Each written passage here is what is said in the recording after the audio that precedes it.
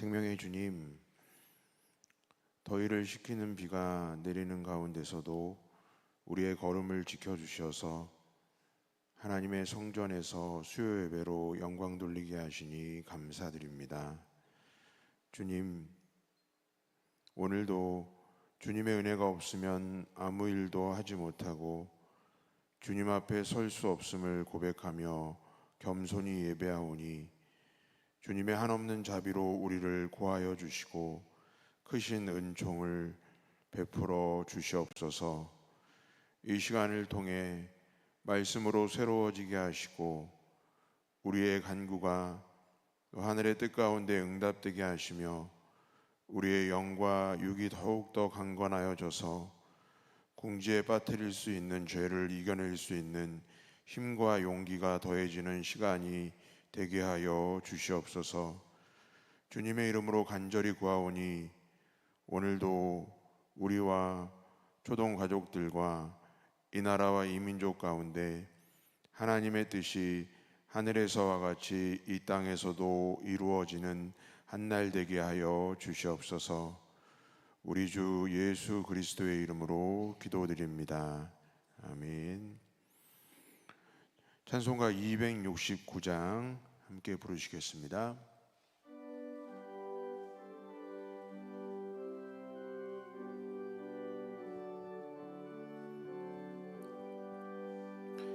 그 참혹한 십자가에 주 달려 흘린 피 샘물같이 늘 흘러서 죄 씻어주시네. 값없어도 다 나와서 내 죄를 고하면 있는보다 더 이도록 참성 열어드리. 나 믿노라 나 믿노라 그 보혈 공로를 흠없어도 피 흘리사 날 구원하셨네. 저 흉악한 한강도는 죄를 깨달아 죄 없으신 주 예수를 구주로 믿었네. 내 죄은 죄 흉악하나 주 예수 믿으면 용서받은 강도같이 곧 구원받으리. 나 믿노라 나 믿노라 그 보혈 공로를 흠없어도 피 흘리사 날 구원하셨네.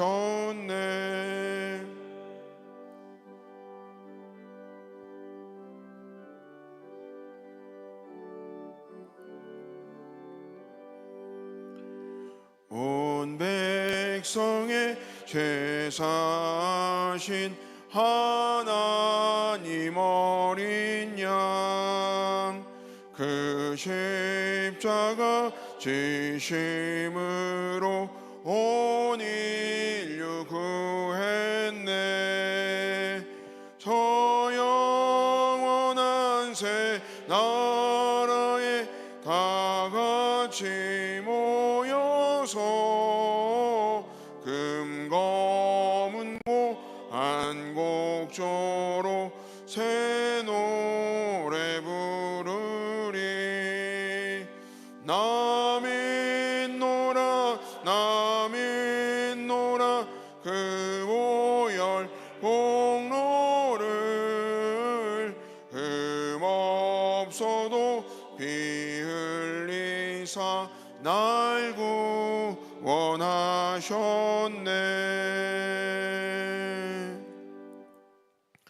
이 시간 김성렬 일사님 기도 인도해 주시겠습니다.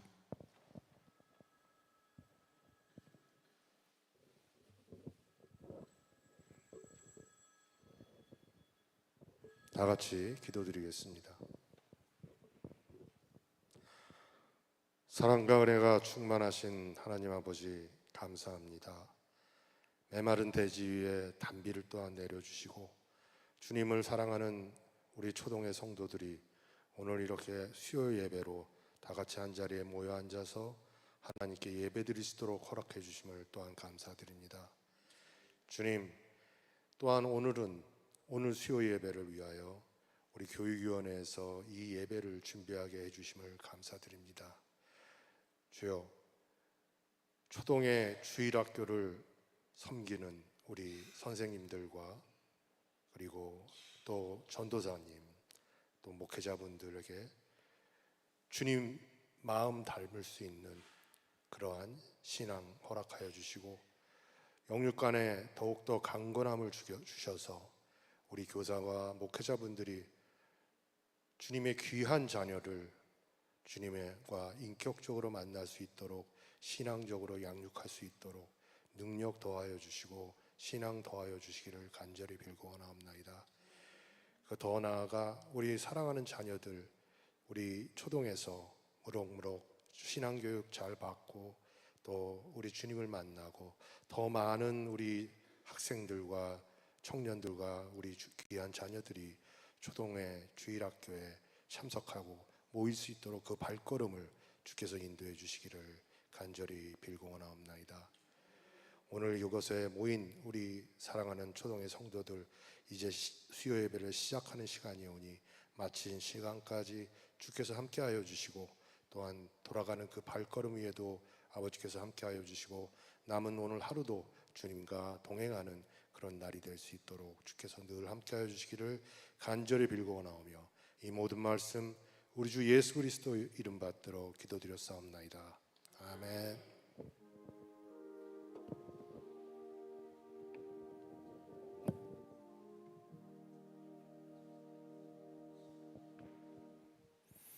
오늘 하나님께서 우리들에게 주시는 생명의 말씀은 여호수아 7장 1절에서 26절까지의 말씀입니다. 저와 여러분 한 절씩 교독하겠습니다. 이스라엘 자손들이 온전히 바친 물건으로 말미암아 범죄하였으니 이는 유다 지파 세라의 증손 삽디의 손자 갈미의 아들 아간이 온전히 바친 물건을 가졌음이라. 여호와께서 이스라엘 자손들에게 진노하시니라.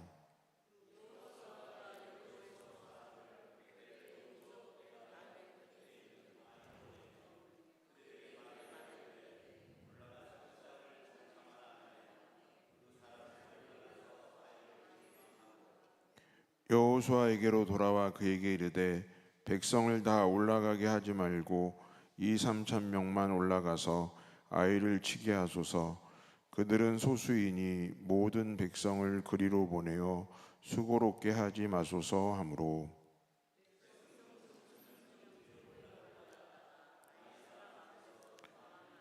아이 사람이 그들을 36명쯤 쳐 죽이고 성문 앞에서부터 스바림까지 쫓아가 내려가는 비탈에서 쳤으므로 백성의 마음이 녹아 물같이 된지라.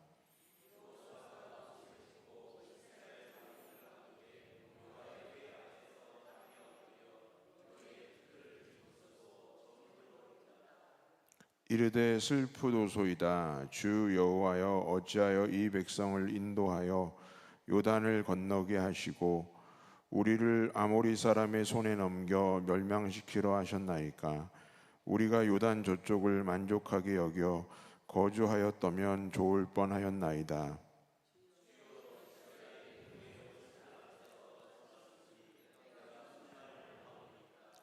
가나안 사람과 이 땅의 모든 사람들이 듣고 우리를 들러싸고 우리 이름을 세상에서 끊으리니 주의 크신 이름을 위하여 어떻게 하시려 하나이까 하니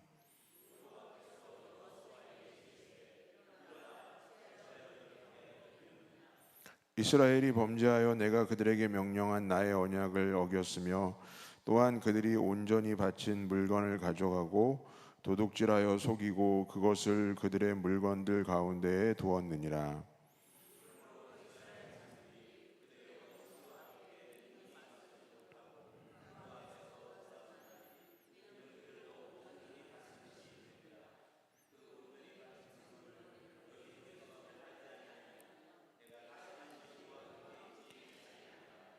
너는 일어나서 백성을 거룩하게 하여 이르기를 너희는 내일을 위하여 스스로 거룩하게 하라. 이스라엘의 하나님 여호와의 말씀에 이스라엘아 너희 가운데 온전히 바친 물건이 있나니 너희가 그 온전히 바친 물건을 너희 가운데에서 제하기까지는 내 원수들 앞에 능히 맞서지 못하리라.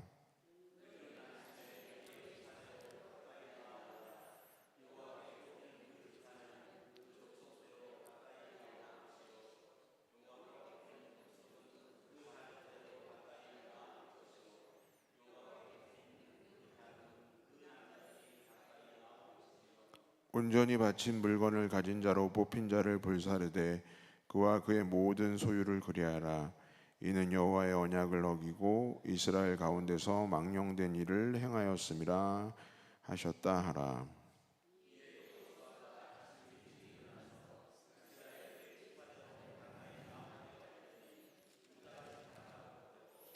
유다 족속을 가까이 나아오게 하였더니 세라 족속이 뽑혔고 세라 족속의 각 남자를 가까이 나아오게 하였더니 삽디가 뽑혔고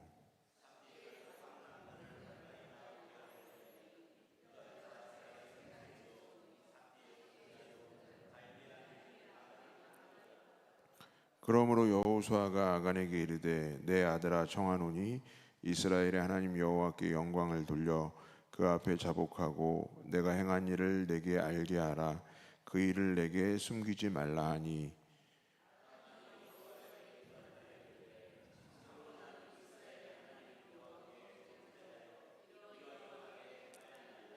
내가 노략한 물건 중에 시날산의 아름다운 외트 한 벌과 은 200세길과 그 무게가 50세길 되는 금덩이 하나를 보고 탐내어 가져갔나이다.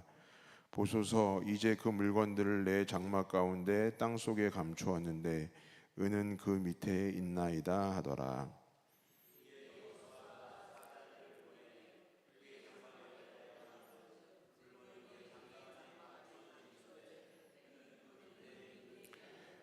그들이 그것을 장막 가운데서 취하여 여호수아와 이스라엘 모든 자손에게 가지고 오매 그들이 그것을 여호와 앞에 쏟아 놓으니라.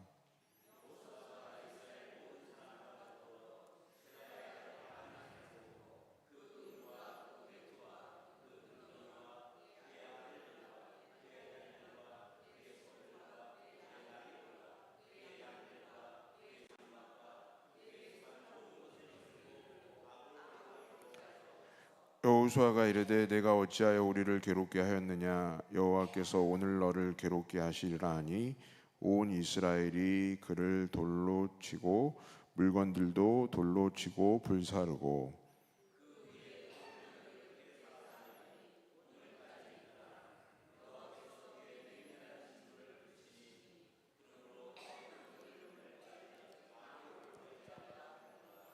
아멘.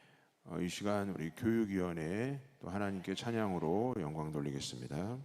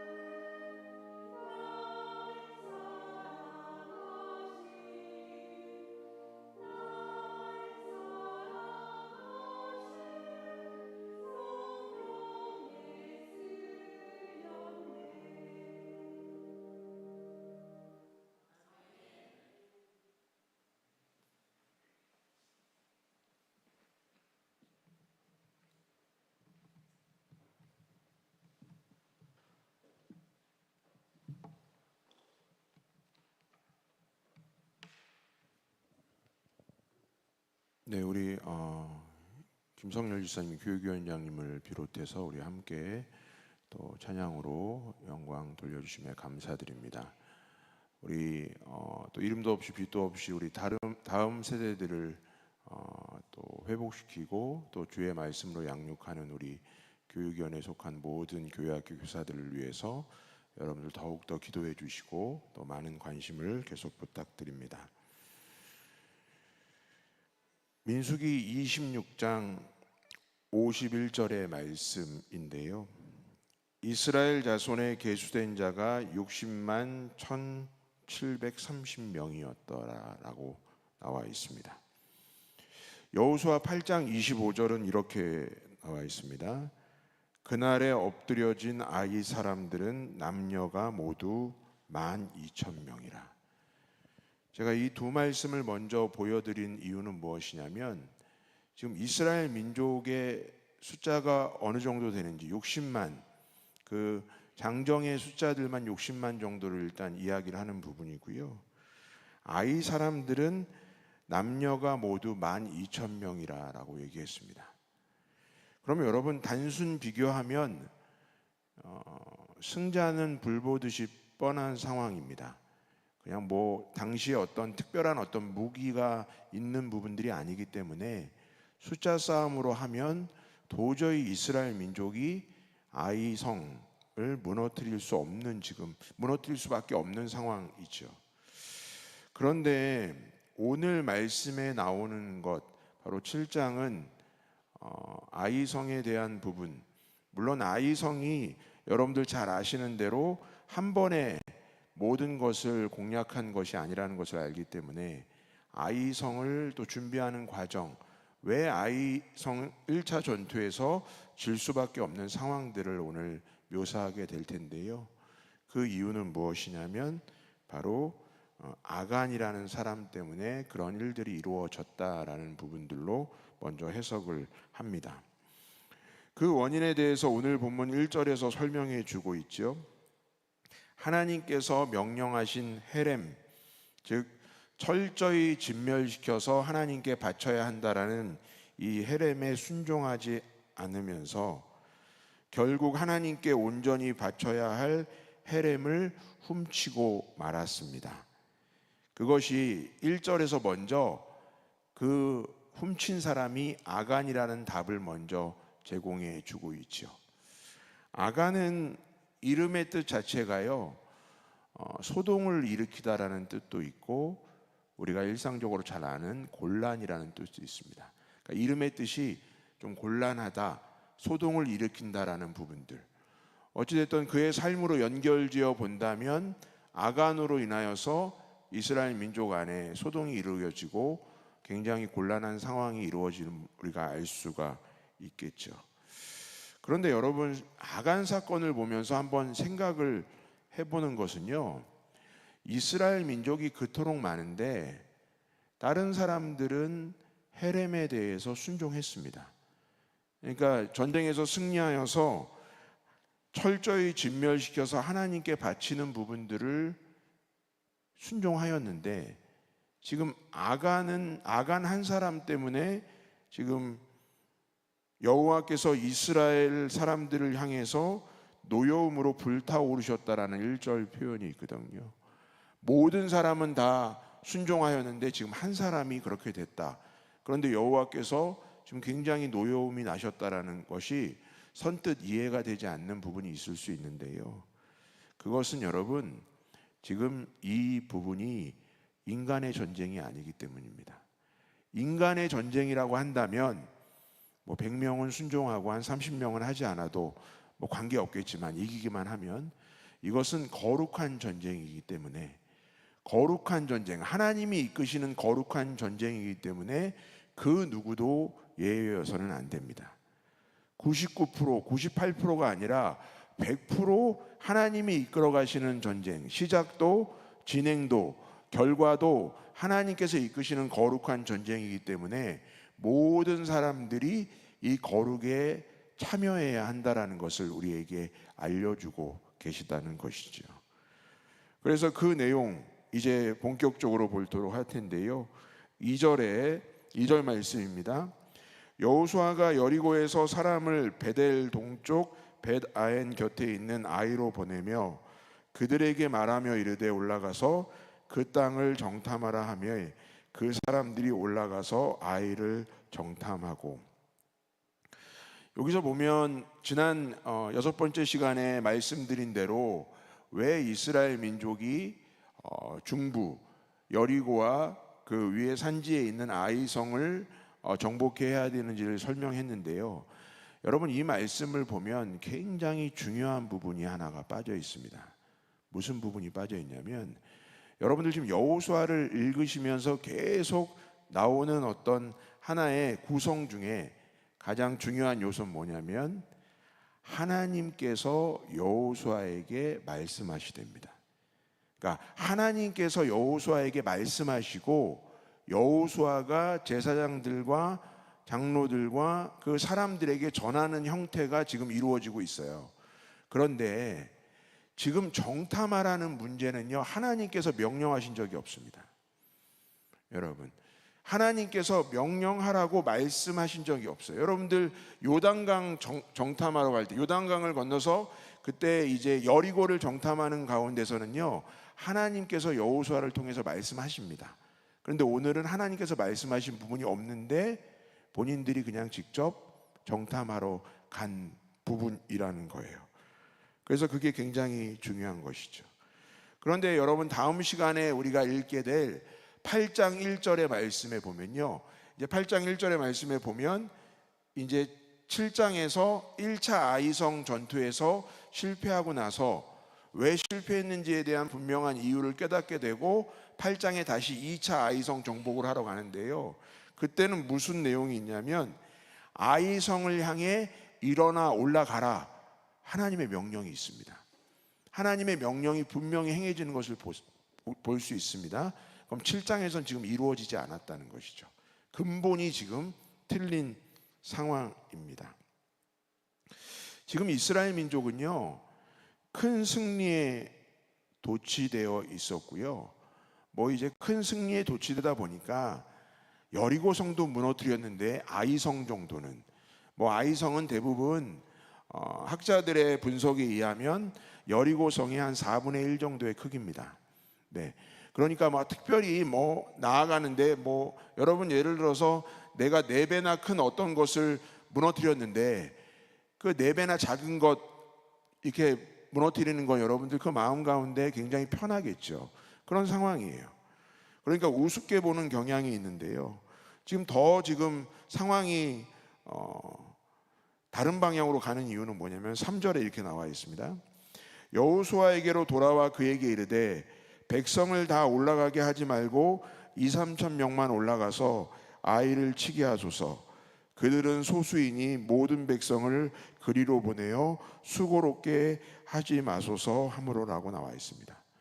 여러분, 이것도 보면 성경을 여러분 계속 보면요, 이렇게 좀 이게 뭐가 잘못됐다라는 부분들이 우리 안에 보여지는 부분이 있어요. 여러분, 이 보고가 맞습니까? 지금 보고가 맞습니까? 보고자는요, 보고만 해야 됩니다. 그러니까 여러분들 정탐꾼들의 지금까지 보고를 보세요. 그들의 마음이 우리 때문에 두려워하고 있고 겁이 났고, 그들의 어떤 뭐 사람들의 크기를 보니까 어떻게 생겼고 이런 것만 보고를 했지, 본인이 지시사항까지 지금 내리고 있는 겁니다.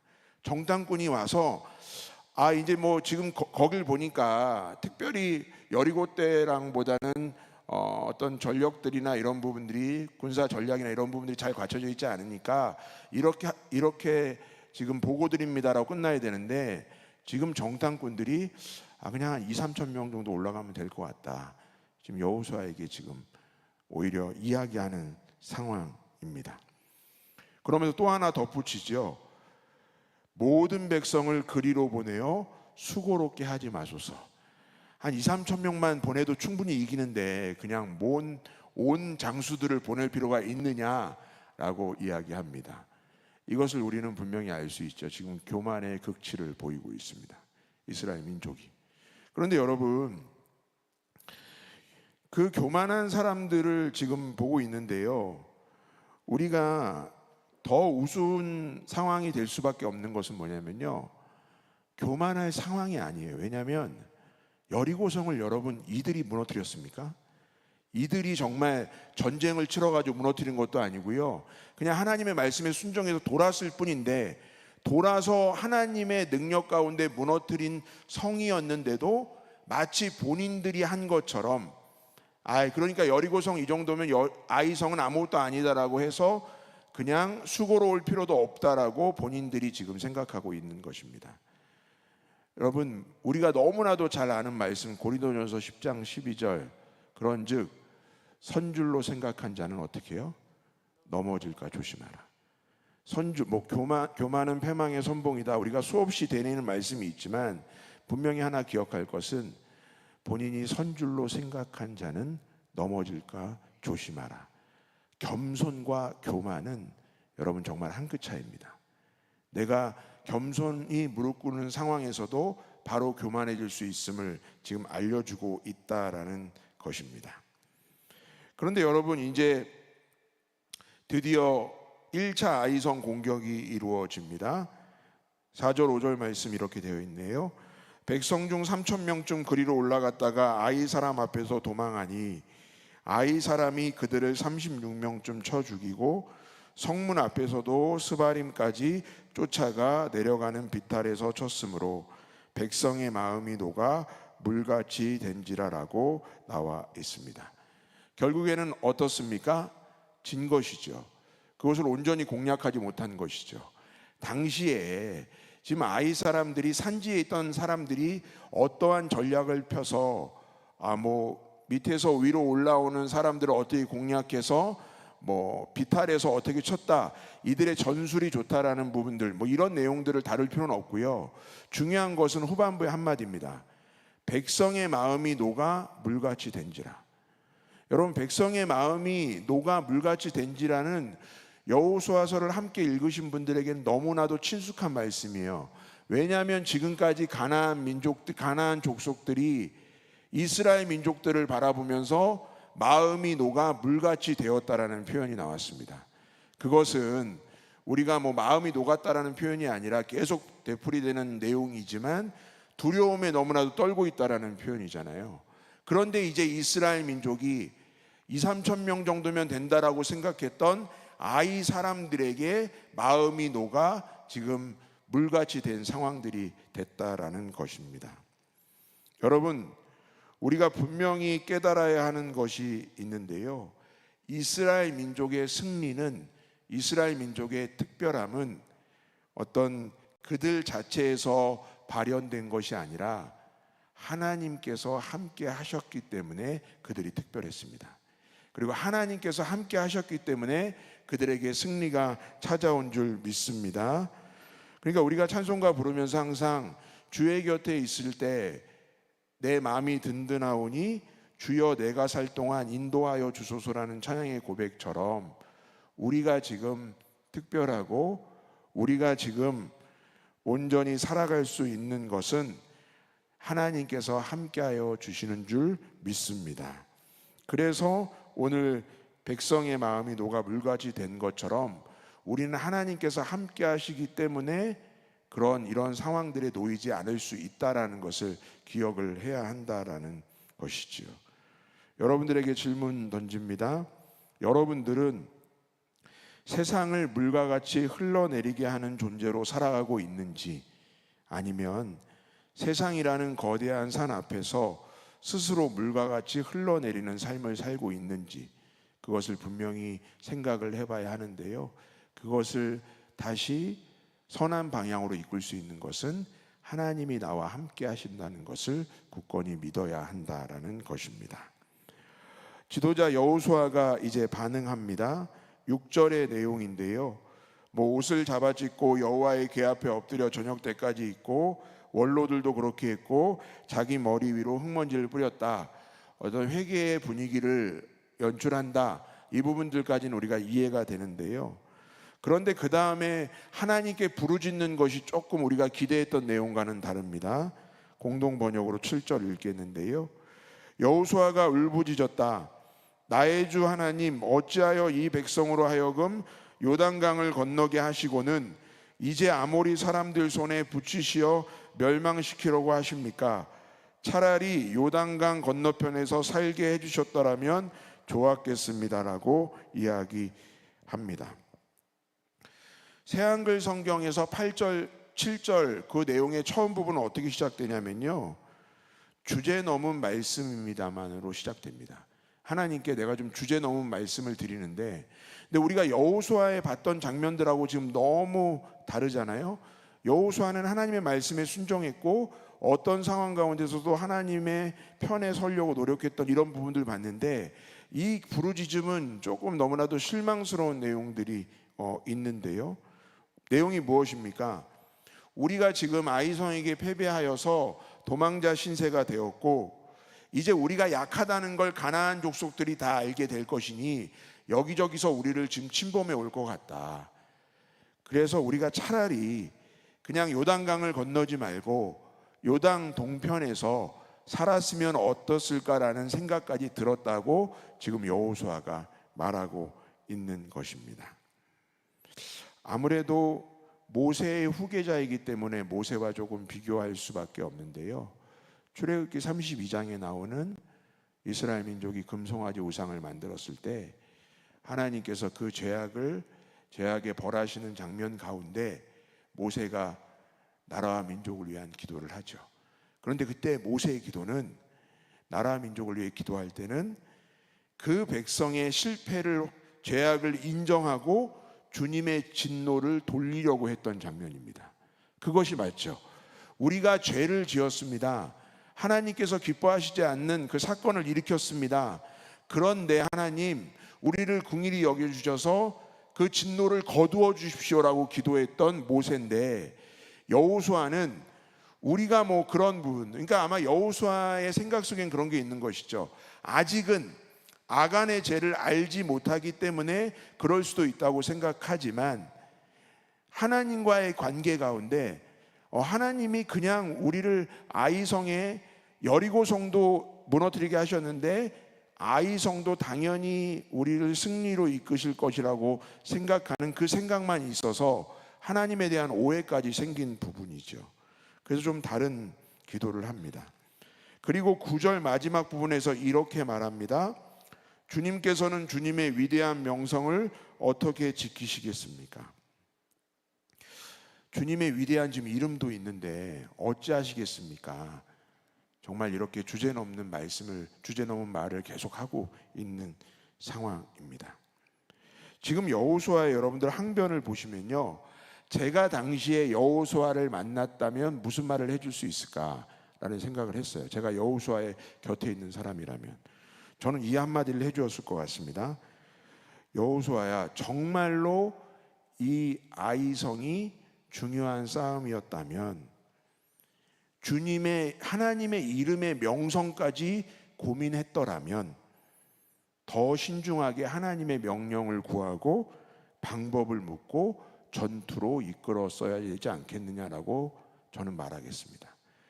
생각하는 것은, 이렇게 정말 중요하게 여기고 이것이 하나님의 이름과도 연결되어 있다 그러면 적어도 지도자면 하나님께 뜻을 구하고 방법을 묻고 하나님 아이성을 우리가 언제 쳐야 됩니까? 라는 하나님께 여자와 가로되어라는 그러한 태도가 있었어야죠.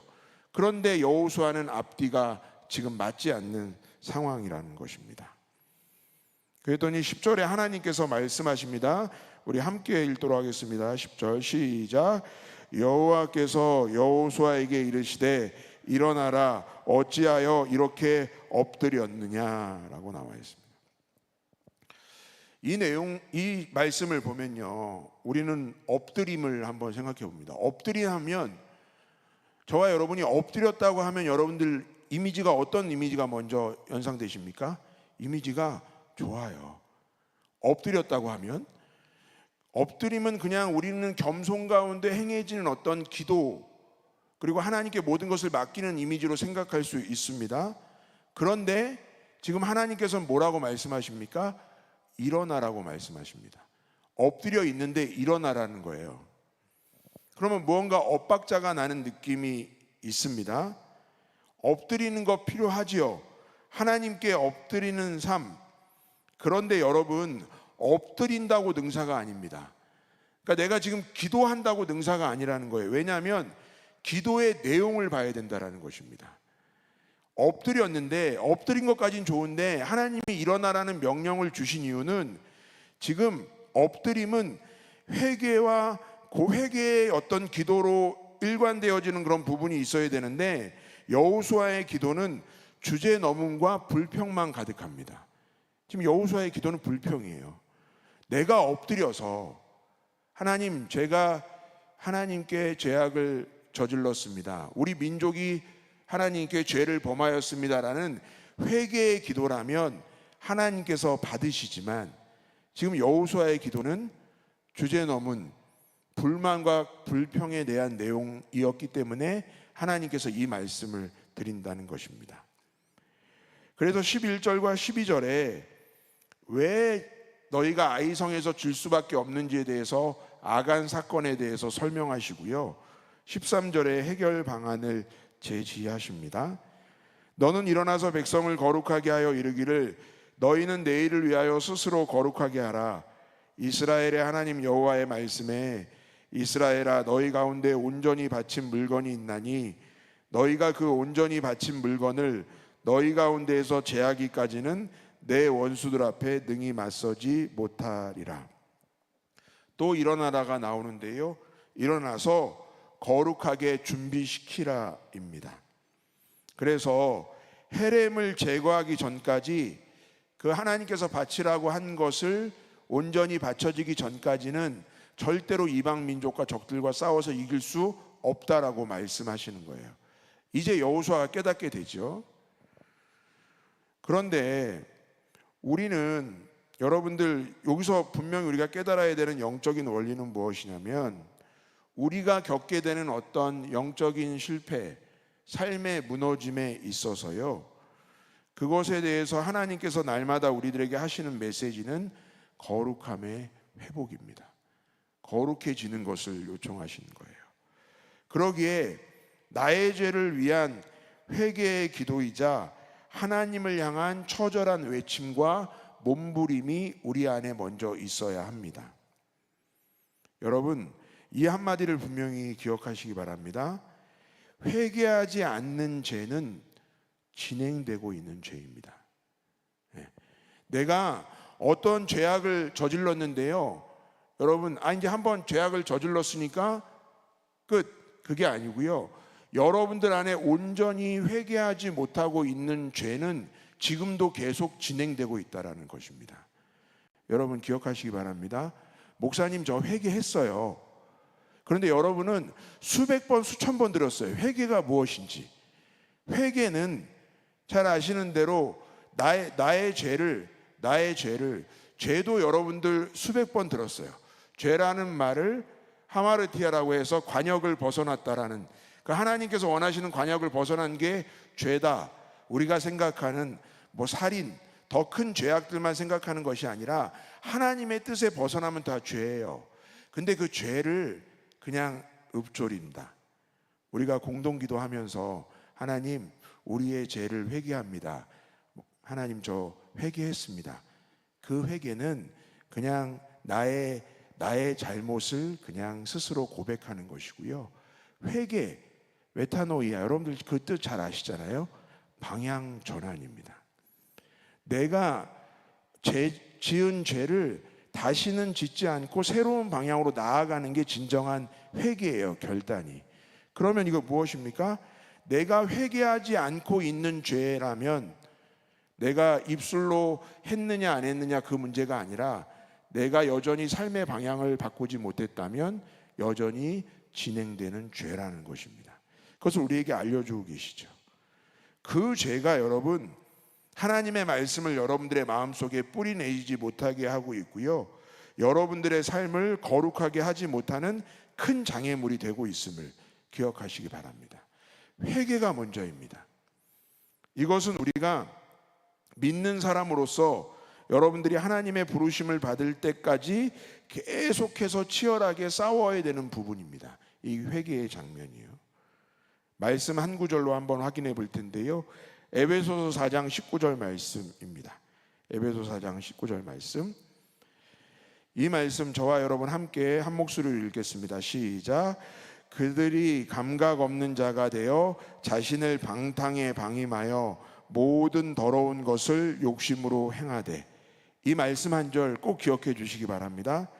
회개를 미루면요, 회개를 미루면 죄는 더 강해지고 마음은 점점 더 완악해집니다.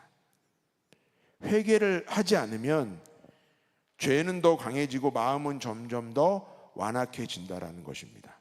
그래서 동일한 죄를 범하면서도 그게 마치 죄인지도 모르고 이제 흘러갈 때가 너무나도 많이 있습니다. 그것을 에베소 성도들에게 지금 경고하고 있는 내용이라는 것이죠. 그 이후에 여러분들 어떻게 됐습니까? 14절 15절에 이제 어떻게 뽑을 건지에 대해서 이제 누구의 죄인지를 한번 가려내는 그런 과정들을 밟게 되는데요, 여러분들 잘 아시는 대로 먼저 지파를 선정하고 지파 내에 가문, 또 가문 안에 집안, 집안 안에 한 사람을 결정하는 지금 이제 순서대로 갑니다. 16절과 18절 과정을 통해서요, 제시한 순서대로 이루어지는데요, 어떻게 됐습니까, 여러분? 유다 지파. 유다 지파는 여러분 진짜 굉장한 지파입니다. 왜 12지파 중에서도 굉장한 지파이냐면요, 가장 숫자가 많았고요, 유다 지파를 이끄는 사람이 갈렙입니다. 여러분, 갈렙이 누굽니까? 여호수아 갈렙이에요. 이스라엘 민족들에게는 여호수아 갈렙. 그런데 갈렙이 이끄는 유다 지파가 지금 뽑히게 됩니다. 수도 제일 많고요. 그런데 그 다음에 이제 세라 가문, 세라 족속이 뽑힙니다. 그러니까 유다 지파 안에요, 셀라와 베라스와 세라라는 세 개의 큰 족속이 있었어요. 그 족속 중에서 지금 이제 세라 가문이 뽑힙니다. 그 다음에 삽디 집안, 그 다음에 아간입니다. 지금 이스라엘 민족의 항상 구성을 보시면요, 할아버지부터 3대째 가문입니다. 그러니까 항상 언급을 할 때도 아버지만 언급되는 것이 아니라 할아버지부터, 삽디부터 뭐 삽디의 손자 이런 식으로 구분이 되는 거예요. 삽디가 뽑힙니다. 그런데 여러분, 제비뽑기 되게 막 여러분들 위험하지 않으십니까? 제비뽑기로 막 이거 뽑는다는 게. 예. 그래서 제비뽑기 하면 항상 이 말씀 우리가 한번 새겨야죠. 잠언 16장 33절인데요. 제비는 사람이 뽑으나 모든 일을 작정하기는 여호와께 있느니라. 사람이 뽑는 건데 하나님께서 하신다는 믿음 가운데 지금 행하는 겁니다, 이스라엘 민족들이. 예. 그렇다고 해서 여러분, 어차피 제비는 그냥 하나님이 저기 하시는 거구나, 그래서 여러분들이 모든 일을 행하실 때 자 제비 뽑자 이렇게 하시면 안 돼요. 예, 좀 성서적인 방법인데 이들의 마음속에는 제비는 뽑는 것이나 하나님께서 하신다는 확실한 믿음이 있었다라는 부분이에요. 그런데 여러분 생각해 보십시오. 60만 장정을 대상으로 4번의 제비뽑기를 한 부분인데요, 뭐 이런 어떤 확률이 어떻냐 이런 거는 뭐 따질 필요가 없고, 그런데 하나님께서 그를 정확하게 찾아내시는데요, 지금 문제는 뭐냐면 아간에게는 여러분 5번의 회개의 기회가 있었습니다. 왜냐하면 이 말씀을 듣고 여호수아가 아침에 일찍이 일어나 행했습니다. 그러니까 하룻밤 사이에 여러분 소문이 안 났겠습니까? 이제 우리가 아이성 진 이유가 사람들이 다 우리 아이성 진 무너져서 너무 마음 아파하는데 소문이 일파만파 퍼지죠. 내일 뽑을 것이다. 그런데도 아간은 회개하지 않았고요, 계속해서 유다 지파부터 내려오는 쭉 가운데서도 아간은 회개하지 않았습니다. 5번의 기회를 놓쳤다라는 것이죠. 그런데 하나님께서는 계속해서 끝까지 기다려 주셨습니다. 그런데 기다려 주시는 것을 잘못 이용해서 아간의 결과는 비참해졌습니다. 여러분, 로마서 2장 4절 말씀 한번 우리 함께 읽도록 하겠습니다. 시작. 하나님께서 인자하심을 베푸셔서 그대를 인도하여 회개하게 하신다는 것을 알지 못하고 오히려 하나님의 풍성하신 인자하심과 너그러우심과 오래 참으심을 업신 여기는 것입니까? 이 말씀의 핵심은 무엇이냐면요, 하나님의 인내를 이용하지 말라는 거예요. 여러분, 어차피 내가 회개하지 않아도, 어차피 내가 죄악을 저질러도 하나님은 참고 기다리신 부분이시니까 아예 그냥 회개하지 않고 그냥 넘어가고, 어차피 하나님 또 참아주시고 또 시간 흘러갈 것이고, 그렇게 해서는 안 된다는 말씀으로 우리에게 주시는 거예요. 여러분 기억하시기 바랍니다. 인내하시고 우리를 사랑하시고 끝까지 참으시는 하나님을 이용하지 마시고요, 그러한 하나님이 있음에 감사하면서 나의 죄악들을 언제나 날마다 고백하시는 저와 여러분이 되시기를 간절히 소망합니다. 어떤 사람이 있을 때 그 사람 좋다고 그래서 그 사람을 이용한 것이 아니라 그 사람이 내 곁에 있음을 감사해야죠. 그런데 이스라엘 민족들은 지금 아간은 이용하고 있다는 것입니다. 예전에 한 10몇 년 전인가요, 이런 기사가 한번 되게 크게 센세이션을 일으켰어요. 우리가 하루에 81번 정도 CCTV에 노출된다고 합니다. 81번 정도. 한 2011년인가? 그래서 제가 옛날 기억이 있어서 말씀 준비하면서 한번 인터넷도 찾아봤어요. 요즘 어떻게 바뀌었나 그랬더니, 요즘 인터넷에는 3, 40대, 우리 권사님들이 어떻다는 게 아니고요, 3, 40대가 아무래도 활동량이 많잖아요. 막 이렇게 막 직장 다 다녀오고, 3, 40대 기준으로 98번에서 100번 정도 찍힌답니다. 저는 이제 그 내용, 제가 인터넷 자료 조사했다 그걸 열거하는 게 아니고요, 그만큼 많이 찍힌다는 것이죠. 우리 CCTV 되게 부담스러워 하잖아요. 그런데 100번 찍히던 500번 찍히던 앞으로 한 10년 뒤에 조사해서 한 200번 찍힌다고 해도 결국에는 우리는 늘 기억해야 되는 것이 하나님이 우리를 다 보고 계신다는 거. 그걸 기억해야 되는 거예요. 내가 CCTV 하나 피해서 죄악을 저질러서 하는 것이 아니라 하나님은 나를 다 보고 계신다는 것. 그 말씀 너무나도 유명한 말씀인데, 시편 139편 2절에서 4절 말씀입니다. 주께서 내가 앉고 일어섬을 아시고요, 멀리서도 나의 생각을 밝게 하시고 나의 모든 길과 내가 눕는 것을 살펴보셨으므로 나의 모든 행위를 익히 아시오니 여호와여, 내 혀의 말을 알지 못하시는 것이 하나도 없으시니이다. 그러니까 10년 전에 81번인데 이제 100번이다, 더 많아졌다, 이거 가지고 흥분하지 마시고요, 하나님이 여러분들 다 알고 계십니다. 그러니까 여러분들의 마음속의 죄악까지 하나님이 다 알고 계시다는 것, 이 말씀을 여러분들 꼭 한번 기억하시기 바랍니다. 약속은 조금 미룰 수 있습니다. 여러분들 어떤 분들이랑 식사하는 건요, 다음 주 하셔도 되고 내년에 하셔도 돼요. 그런데 절대로 유보하지 말아야 할 것이 있는데요, 그것은 회개입니다. 오늘 내가 할 일이 바로 회개입니다. 회개는 절대 미뤄서는 안 됩니다. 그냥 흘러가는 시간 가운데 회개를 이루어 가야 된다는 것이죠. 회개는 회복을 주기 위한, 나 회개하면 어떡하지? 하나님의 벌하심이 있느냐가 아니라, 회개는 회복을 주기 위한 하나님의 은혜의 선물입니다. 아마 아간이 아무리 큰 죄악을 저질렀어도 하나님께 회개하면 그 나중에 조금 달라지지 않았을 거라는 생각이 좀 저는 듭니다. 하나님의 말씀이 우리 마음에 뿌리내지 못하도록 가로막고 있는 여러분들, 그 교만함의 바위를 걷어내시고 우리를 회복시키기 원하시는 하나님을 눈들어 바라보며 회개로 나아가시는 저와 여러분들이 되시기를 간절히 소망합니다. 우리를 계속 기다려주시고 참아주시는 하나님의 은혜를 생각하면 우리는 오늘 담대하게 철저하게 회개할 수 있다는 거예요. 19절에 여호수아가 아간에게 이릅니다. 이제 자복하고 너희를 알게 하라 라고 나옵니다. 그랬더니 20절에 아간은 자신의 죄를 고백하면서 무엇을 가져왔는지 말하는데요, 아간이 가져온 것이 이겁니다. 여러분, 신할에서 만든 멋진 외투 한 벌. 신할은 바벨론을 나타냅니다. 그러니까 바벨론에서 만든 멋진 외투 한 벌.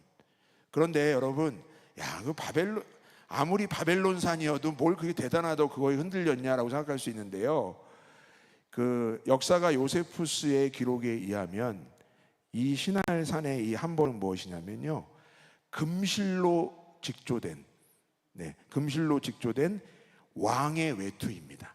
왕이 입는 옷이에요. 금실로 직조된. 저는 뭐 금실로 직조됐다는 것이 그냥 말만 할 뿐이지 저는 이제 어떻게는 모르겠지만 그걸 훔쳤고요. 은 2.3kg 200세겔, 그 다음에 570g 50세겔의 금덩이를, 금괴를 하나 훔쳤다고 이야기합니다. 그런데 뭘 훔쳤느냐, 이것도 중요한 부분은 아니고요. 21절 후반부가 중요한데요. 탐내어 가져갔나이다. 보소서, 이제 그 물건들을 내 장막 가운데 땀 속에 감추었는데 은은 그 밑에 있나이다 하더라. 아간의 죄는 어디서 비롯되냐면요, 탐심에서 비롯되었습니다. 탐심. 근데 21절을 보면 아간의 탐심은 뭐라고 앞부분이 연결되어 있냐면요, 보는 데에서 보니까 탐내어서 시작되었다라고 합니다. 여러분들, 이 자연스럽게 연결되죠. 금덩이 하나를 보고 탐심이 시작되었는데, 이 탐심하면 바로 여러분들 이 말씀 연결되지 않습니까? 요한일서 2장 16절, 이는 세상에 있는 모든 것이 육신의 정욕과 안목의 정욕과 이생의 자랑이니 라고 나와 있습니다. 안목의 정욕이죠. 그런데 그 다음 말씀이 뭐라고 했습니까? 육신의 정욕과 안목의 정욕과 이생의 자랑인데, 다 아버지로부터 온 것이 아니고 세상으로부터 온 것이라 라고 설명합니다. 그러니까 내가 하는 탐심의 모든 것이 하나님께로부터 온 것이 아니고 누구로 왔다고요? 세상에서 왔다고요. 이처럼 안목의 정욕은 우리 영혼 전체를 위험에 빠뜨립니다. 뭐 사무엘 여러분들 하 11장 2절 말씀 너무 잘 아시는 말씀인데요, 한번 우리가 보도록 하겠습니다.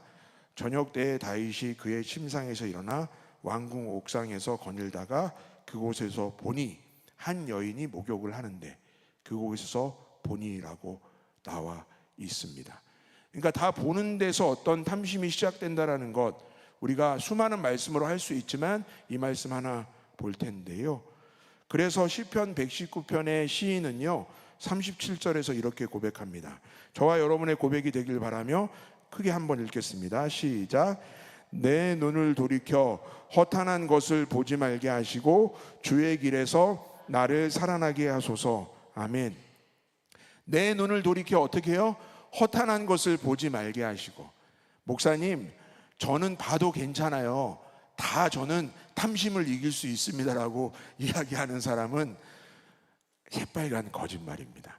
우리 아이쇼핑, 여러분 단적인 예를 들어 우리 아이쇼핑 많이 하잖아요. 저도 가끔 아이쇼핑 하거든요. 그러면 이제 제가 아이쇼핑하고 마음 먹습니다. 정말 아이쇼핑만 해야지. 그래서 눈을 이렇게 돕니다.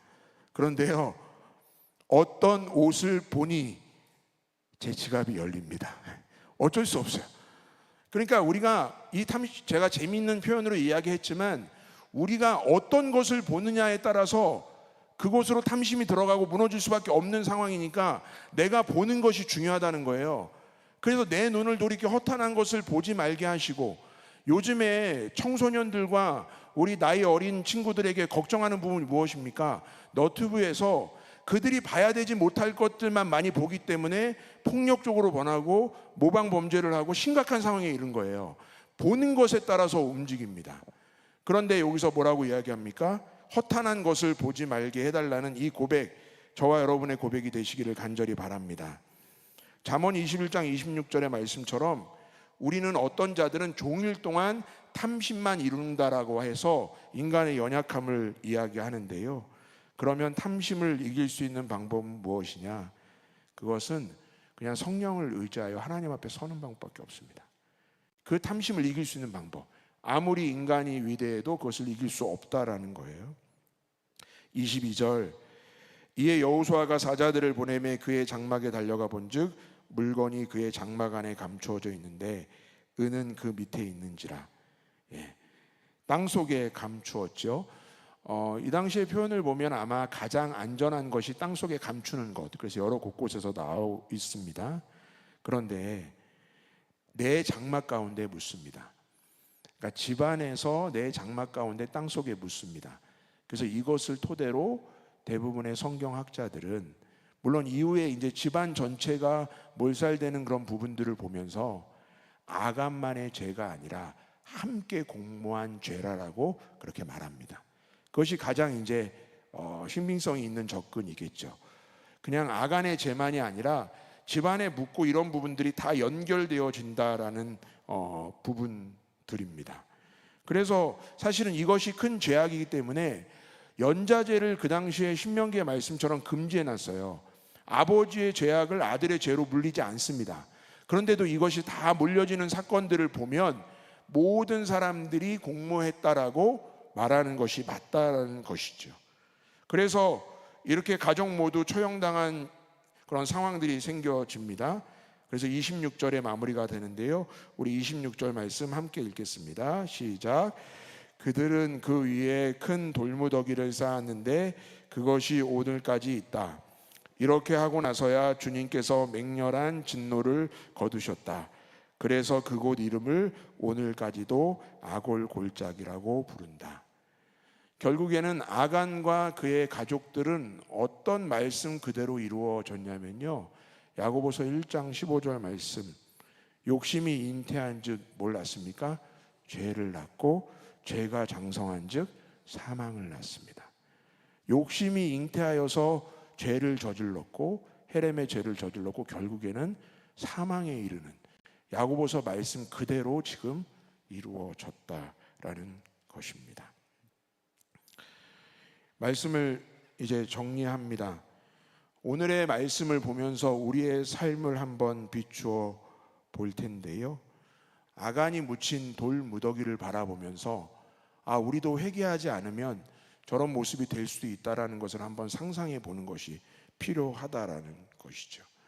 그럼에도 불구하고 감사한 것은 여전히 우리 주님은 언제나 우리를 바라보시면서 우리가 회개하기를 간절히 기다리시고 지금도 원하시고, 회개했을 때 어떠한 결과가 이루어지는지 십자가의 사랑을 통하여서 확증해 놓으셨습니다. 회개하면 죽는 것이 아니라 회개하면 다시 살림을 받는다는 것을 십자가로 보여주시고 지금도 말씀하고 계신다라는 것이죠. 우리 함께 시편 51편 10절에서 12절 말씀, 다윗의 회개의 그러한 기도로 유명한 내용인데요, 새하늘을 성경으로 읽으면서 오늘 주신 말씀 다시 한번 새겼으면 좋겠는데요, 우리 한 목소리로 함께 읽겠습니다. 시작. 깨끗한 마음을 나에게 창조해 주십시오. 오 하나님, 굳센 영을 내 속에 새롭게 해 주십시오. 11절입니다. 나를 주님 앞에서 내치지 마십시오. 주님의 거룩한 영을 내게서 거두어 가지 마십시오. 마지막 절입니다. 주님의 도움을 생각하며 내가 다시 기뻐하게 해주시고 기꺼이 따르는 마음가짐을 주셔서 나를 붙잡아 주십시오. 이 내용 무슨 내용인지 아시겠어요? 날마다 회개를 이루어 갈 테니 우리 주님께서 나를 받아주시고 내가 다시 주님의 도움을 인하여서 일어설 수 있도록 인도하여 주시고 이제 더 기꺼이 따라가며 진정한 회개를 이룰 수 있는 삶을 살게 해달라, 이렇게 고백하는 것입니다. 회개는 유보할 일이 아닙니다. 오늘 당장 저와 여러분의 삶을 회개하시고 하루하루 그 회개의 기쁨 가운데 성령의 능력으로 하나님의 아름다운 우리에게 허락하신 삶을 이루어가시는 저와 여러분이 되시기를 간절히 기도합니다. 아멘. 찬송 우리 295장 함께 부르겠습니다.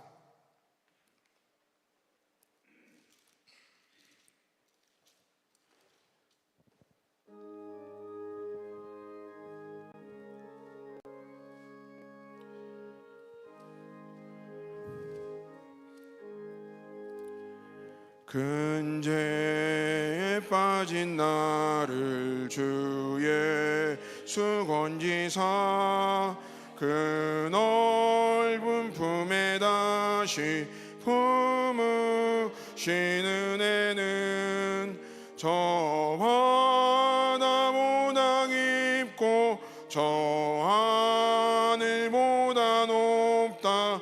그 사랑 영원토록 나 찬송하리라.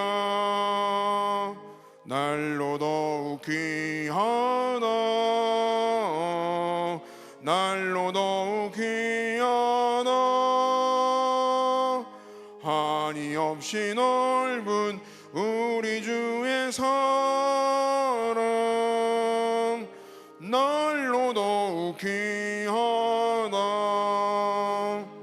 옛날에 유대 땅에 주 예수 다닐 때 은혜 받으려고 큰 무리 모였네 눈먼 자 병든 자를 다 고쳐주셨으니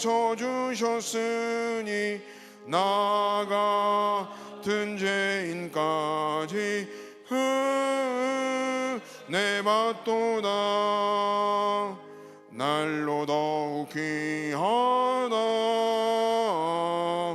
날로 더욱 귀하다 한이 없이 넓은 우리 주의 사랑 날로 더욱 귀하다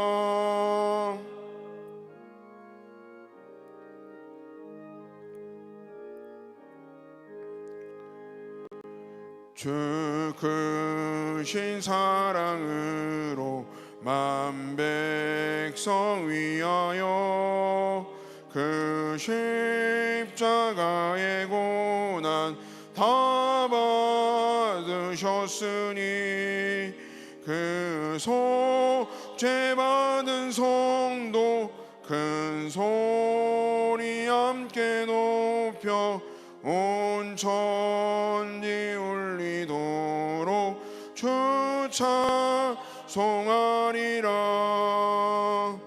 날로 더욱 귀하다 날로 더욱 귀하다